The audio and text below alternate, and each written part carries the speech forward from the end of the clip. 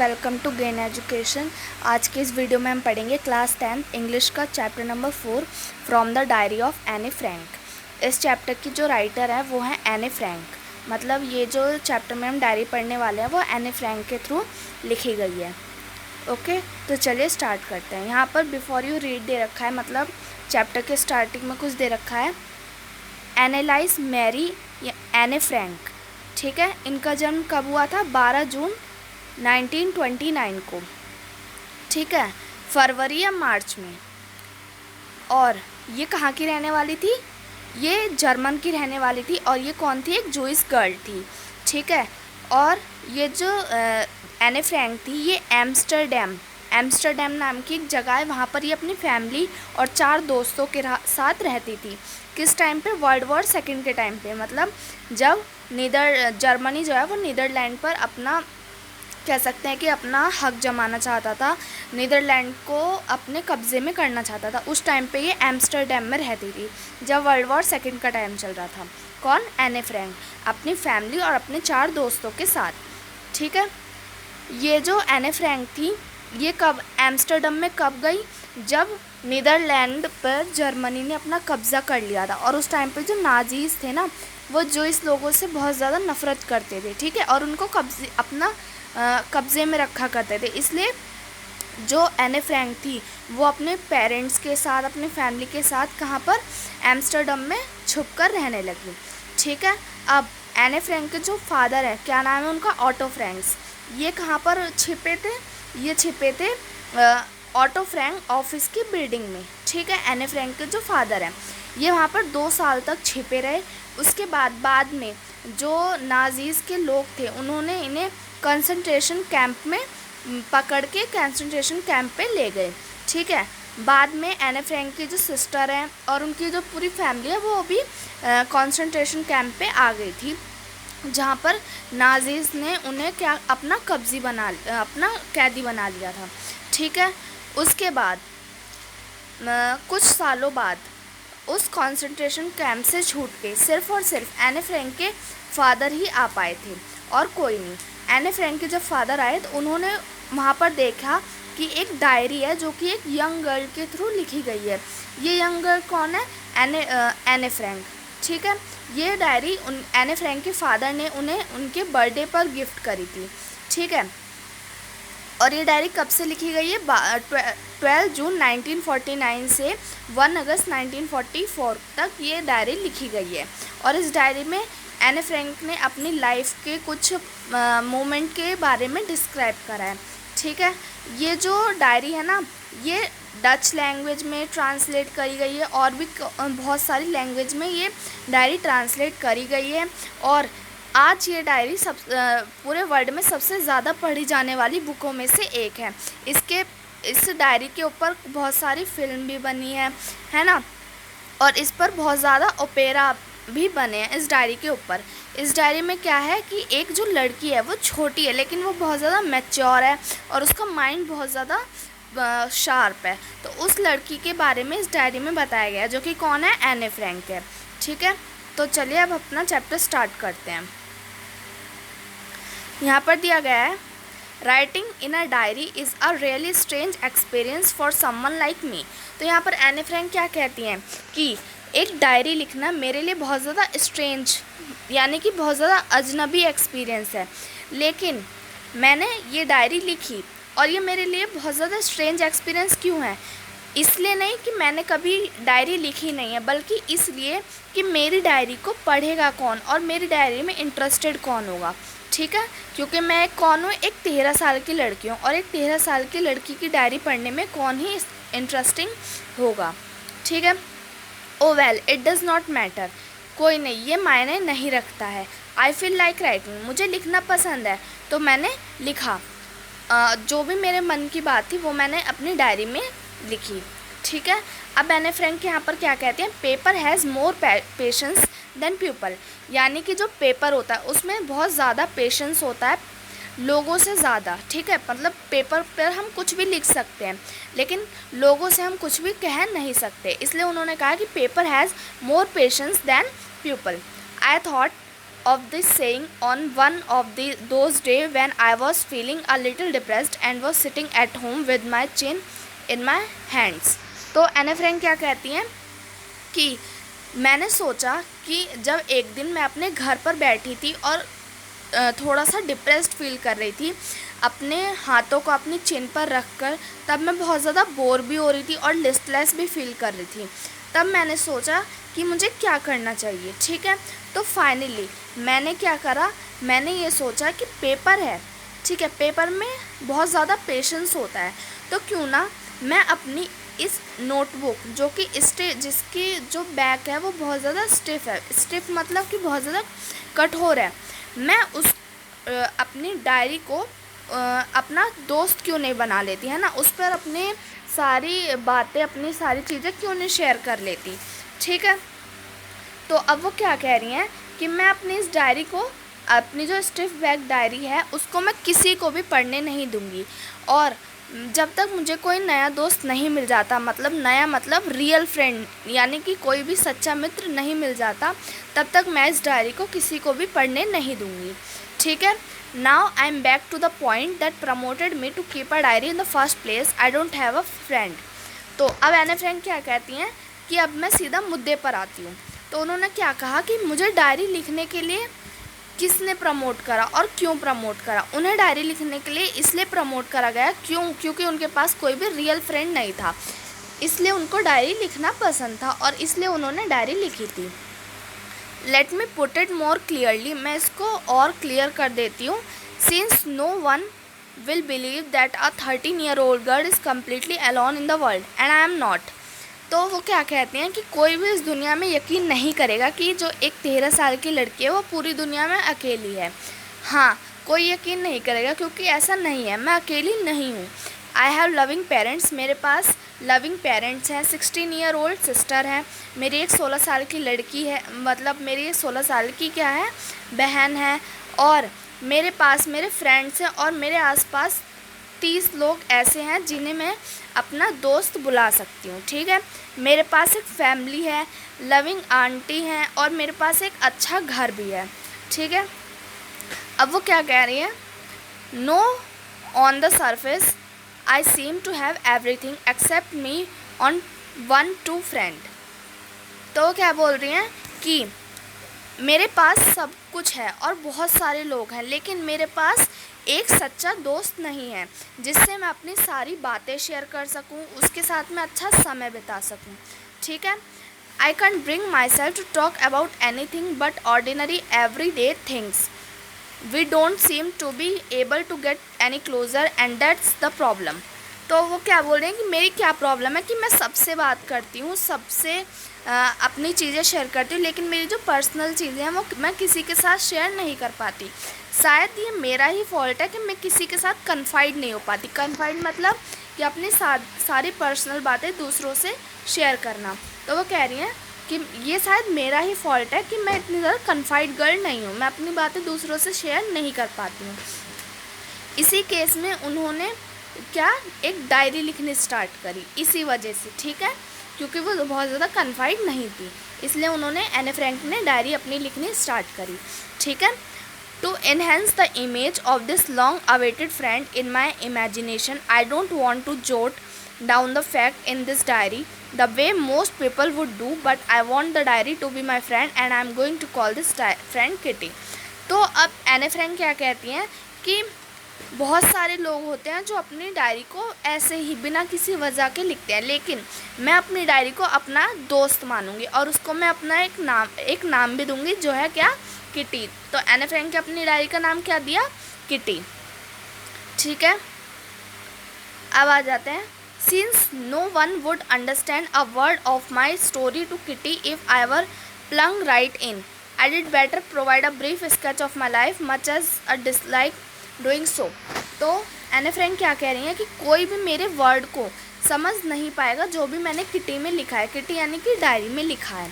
तो इसलिए मैं अपने बारे में जो भी मेरी बातें हैं उनको मैं अच्छे से ब्रीफली स्केच दे देती हूँ। स्केच मतलब ब्रीफली उनको डिस्क्राइब कर देती हूँ। ठीक है, तो my father the most adorable father I have never seen, did not marry my mother until he was 36 and she was 25।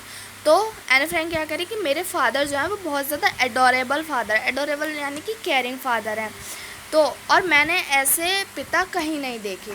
ठीक है, उन्होंने मेरी मदर से शादी कब करी, जब वो 36 साल के थे, और मेरी मदर कब 25 साल की थी।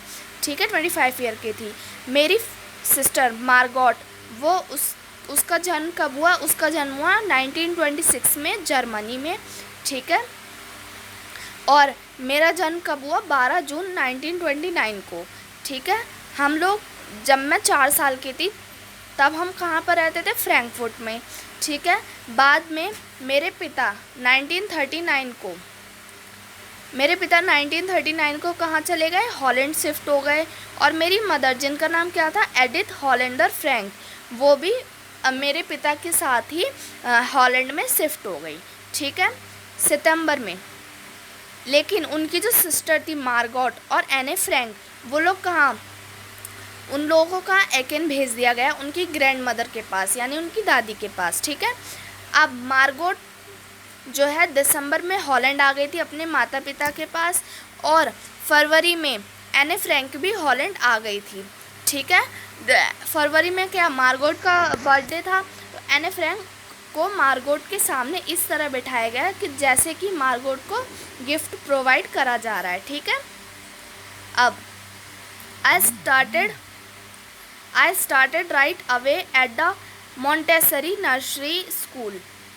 तो अब एने फ्रैंक क्या कहते हैं कि मैंने अपनी पढ़ाई कहाँ से स्टार्ट करी, मॉन्टेसरी नर्सरी स्कूल से स्टार्ट करी थी। मॉन्टेसरी नर्सरी स्कूल से एने फ्रैंक ने अपनी पढ़ाई स्टार्ट करी थी, और जब वो 6 साल की थी तब तक उन्होंने उस स्कूल में पढ़ाई करी। जब उन्होंने अपनी फर्स्ट क्लास स्टार्ट करी तब उनको एक टीचर मिली, मिसेस कुपेरस, जो कि क्या थी, उस स्कूल की हेड मिस्ट्रेस थी। तो एने फ्रैंक बताती हैं कि जब हमारे फेयरवेल का टाइम था, वो टाइम बहुत ज़्यादा दुखद था और हम सबकी आंखों में आंसू थे, क्योंकि वो उस टाइम के बाद हम सब कभी नहीं मिलने वाले थे। ठीक है, अब 1941 में गर्मियों के टाइम पे जो एने फ्रैंक की ग्रैंड मदर थी वो बीमार पड़ गई थी और उनका ऑपरेशन हुआ था, इसलिए जो एने फ्रैंक का बर्थडे है वो अच्छे से सेलिब्रेट नहीं करा गया।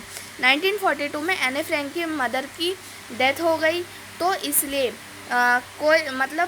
इसीलिए हमने कभी भी उनका बर्थडे, मतलब मेरा बर्थडे 1942 और 1941 में अच्छे से सेलिब्रेट नहीं करा गया। अब वो कहती हैं कोई नहीं जानता कि मैं अपनी ग्रैंड मदर से कितना प्यार करती थी। ठीक है, 1942 में उन्होंने अपने बर्थडे पर अपनी ग्रैंड मदर के लिए कैंडल भी जलाई थी, है ना, और उनको याद भी करा था। ठीक है, the 4 of us are still doing well and that bring me to the present date of 20 June 1942 and his solemn dedicated of my diary। अब 1942 20 जून 1942 को उन्होंने अपनी डायरी लिखना स्टार्ट करा था। तो उनकी डायरी में क्या लिखा, सबसे पहला पेज, डियरेस्ट किटी, मतलब प्यारी किटी, one entire class is quaking in its boot.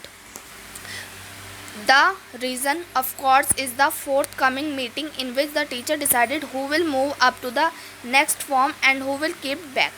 तो वो कह रही हैं कि आज मेरी क्लास में पूरी तरीके से हलचल मची हुई है, हड़कंप मचा हुआ है। इसका रीज़न ये है कि आज टीचर्स की मीटिंग होने वाली है और वो ये डिसाइड करेंगे कि आगे की क्लास में कौन जाएगा और कौन इसी क्लास में रह जाएगा।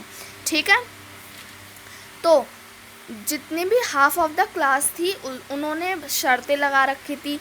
जियन एंड आई लाफ, मतलब जियन और एने फ्रैंक, जियन कौन है, एने फ्रैंक की फ्रेंड है। जियन और एने फ्रैंक जो है दो लड़कों पर हंस रही थी जो कि उनके पीछे बैठे थे, कौन, सियन एंड जैक्विस। क्यों हंस रही थी, क्योंकि उन्होंने अपनी जितनी भी हॉलीडे सेविंग्स थी, यानी कि उन्होंने अपने हॉलीडे में जितने भी पैसे जमा करे थे उसकी उन्होंने क्या लगा ली थी, बेट लगा ली थी, यानी कि शर्त लगा ली थी। ठीक है, सुबह से लेकर रात तक वो सब क्या बोलते थे कि तुम पास हो जाओगे, नहीं मैं पास नहीं होऊंगा, नहीं तुम हो जाओगे, नहीं मैं नहीं होऊंगा। पूरी क्लास में सभी बच्चे एक दूसरे से यही बोलते थे। ठीक है, इवन जीएस कौन थी, एने फ्रैंक की फ्रेंड थी, तो उन्होंने भी जीएस जो थी उन्होंने भी बहुत ज़्यादा गुस्सा दिखाया और इवन एने फ्रैंक ने भी बहुत ज़्यादा गुस्सा दिखाया और उन दोनों को शांत करने की कोशिश करी। ठीक है, फिर एने फ्रैंक बोलते हैं कि इफ़ यू आस्क मी, अगर तुम मुझसे पूछोगे तो हमारी क्लास में बहुत सारे डमी भरे हुए हैं। डमी मतलब बहुत सारे कह सकते हैं कि कमज़ोर, मतलब कम पढ़ने वाले बच्चे भरे हुए हैं। तो हाफ ऑफ द क्लास जो है वो शायद इसी क्लास में रह जाए। लेकिन टीचर जो है, जो वो अनप्रेडिक्टेबल क्रिएचर है अर्थ का। अनप्रेडिक्टेबल मतलब जिसको हम आज तक समझ नहीं पाए हैं। ऐसा कौन कह रहा है? एने फ्रैंक कह रही है। ठीक है, फिर एने फ्रैंक कह रही है, आई am not so worried about my girl friends and my self. एने फ्रैंक कह रही है, मैं अपनी सहेलियों मतलब अपने दोस्तों के लिए और अपने लिए बिल्कुल भी चिंतित नहीं हूँ, क्योंकि हम अच्छा ही करेंगे, हम सभी सब्जेक्ट में पास हो जाएंगे। हाँ, लेकिन हम मैथ्स की गारंटी नहीं ले सकते। ठीक है, मैथ्स में शायद हम अच्छा ना कर पाएँ। Until then we keep telling each other not to lose heart. लेकिन फिर भी हम लोग एक दूसरे से बोल रहे थे कि हिम्मत मत हारो। ठीक है, I get along pretty well with all my teachers. मैं मेरे सभी टीचर्स से अच्छी बनती थी। हमारे स्कूल में 9 टीचर्स थे, 7 मैन और 2 वुमेंस। लेकिन एक टीचर थे मिस्टर कैसिंग, वो बहुत ज़्यादा पुरानी सोच के टीचर थे। वो हमें क्या पढ़ाते थे? मैथ्स पढ़ाते थे। ठीक है, वो एनॉर्ड थे। एनॉर्ड मतलब क्या? मतलब बहुत ज़्यादा अकड़ालू थे और वो बहुत ज़्यादा एजेड भी थे, इसलिए। और वो मतलब कि मुझसे हमेशा गुस्सा रहा करते थे। ठीक है, बहुत समय से वो मुझसे गुस्सा भी थे क्योंकि मैं क्लास में बहुत ज़्यादा बातें करती थी। आफ्टर सेवरल वार्निंग, बहुत सारी वार्निंग के बाद उन्होंने मुझे एक्स्ट्रा होमवर्क असाइन करा, एक्स्ट्रा होमवर्क देने लगे वो मुझे। ठीक है, और उस होमवर्क का सब्जेक्ट क्या था? अ चैटर बॉक्स। ठीक है, अ चैटर बॉक्स, इसके बारे में मैं क्या ही लिखती, लेकिन मैंने इसके बारे में लिखा है ना, अपने कॉपी में लिखा और उसको अपने बैग में रखकर शांत रहने की भी कोशिश करी। और फिर मैंने उसको अपने टीचर मिस्टर कैसिंग को दिखाया। ठीक है, that evening after I did finish the rest of my homework, the note about the essay caught my eye. I began thinking about the subject while chewing the tip of my fountain pen. अब वो क्या करिए, शाम को मैंने अपना homework करने के बाद क्या करा, बैठकर अपना फाउंटेन पेन को अपने दांतों से चबाने लगी। ठीक है, anyone could ramble on and leave big space between the words, but the trick was to come with convincing argument to prove the necessity of talking. I thought, and suddenly I had idea. I wrote 3 pages of Mr. Caxing and assigned me and was satisfied. तो उन्होंने क्या कहा, उन्होंने बहुत सोचा। उसके बाद उन्होंने अ चैटर बॉक्स के ऊपर 3 पेज का ऐसे लिखा और उसको मिस्टर कैसिंग को दिखाया और वो उससे संतुष्ट हुए, मतलब कि सेटिस्फाइड हुए। ठीक है, इस एस्से में उन्होंने क्या बताने की कोशिश करी कि बोलना स्टूडेंट का ट्रेट है। ट्रेट मतलब उनकी आदत है। ठीक है, और उसको वो कंट्रोल नहीं कर पाएंगे चाहे वो कितनी भी कोशिश करें।